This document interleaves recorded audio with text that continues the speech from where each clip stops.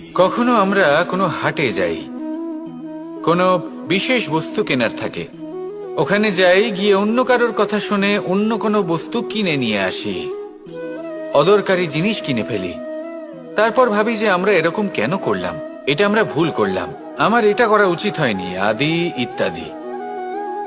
মানুষ যখন জীবনে এমনই সিদ্ধান্ত নিয়ে বসে, এমন নির্বাচন করে, তখন সেই সিদ্ধান্ত নিশ্চিত রূপে তার ভবিষ্যতের জন্য অত্যন্ত গুরুত্বপূর্ণ হয়।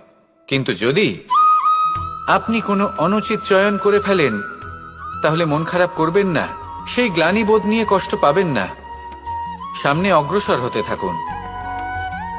কারণ এই অনুচিত নির্বাচন আপনাকে উচিতভাবে জীবনযাপনের পথ দেখাতে পারে। এবার যদি আমি আপনাকে বলি যে আপনি আগুনে হাত দিন, সেটা কি আপনি করবেন? করবেন না। কেন?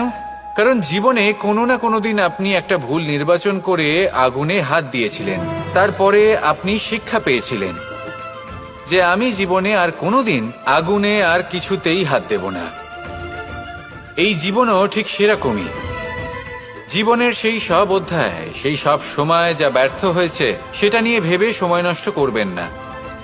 সেটা থেকে যে শিক্ষা পেয়েছেন সেটা মনে রাখুন, আর যে অধ্যায় বাকি রয়েছে, যে সময় বাকি রয়েছে, তাতে কিভাবে সফল হওয়া সম্ভব